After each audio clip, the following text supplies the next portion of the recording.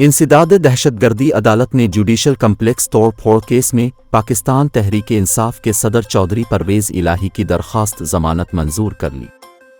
Judicial complex तोड़ फोड़ case में चौधरी परवेज़ इलाही की दरख्वास्त जमानत पर समाअत ATC की अदालत में हुई, जिसमें प्रोसिक्यूटर राजा नवीद, परवेज़ इलाही के वकील बाबर अवान और सरदार अब्दुल राज़िक ATC जज अबू उल हसनात जुल्करनैन की अदालत में पेश हुए।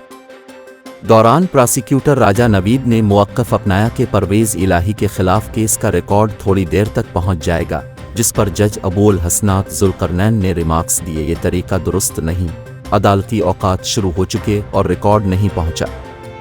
वकील सरदार अब्दुल राज़िक ने कहा कि FIR के दर्ज होने के 6 माह बाद परवेज़ इलाही का नाम डाला गया।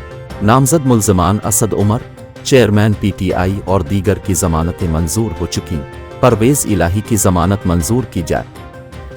प्रोसिक्यूशन की जानिब से जुडिशल कम्प्लेक्स तोड़ फोड़ केस में चौधरी परवेज़ इलाही की दरख्वास्त जमानत की मुखालफत की गई और कहा गया कि FIR जिन दफ़ात के तहत दर्ज की गई वो नाकाबिल जमानत है। प्रोसिक्यूटर राजा नवीद का कहना था, मुखबिर की इत्तला पर परवेज़ इलाही को गिरफ्तार किया गया। वकील बाबर अवान ने कहा कि परवेज़ इलाही FIR में नामजद नहीं। 3 रोज़ा जिस्मानी रिमांड पर परवेज़ इलाही से कोई चीज़ बरामद नहीं हुई।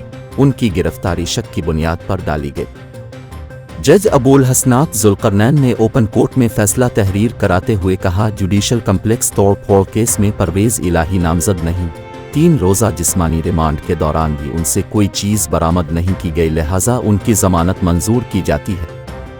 इंसदाद दहशतगर्दी अदालत के जज अबूल हसनात जुल्करनैन ने परवेज़ इलाही की दरख्वास्त जमानत मंजूर करते हुए उन्हें 20,000 रुपये के मुचलके जमा कराने का हुक्म दिया।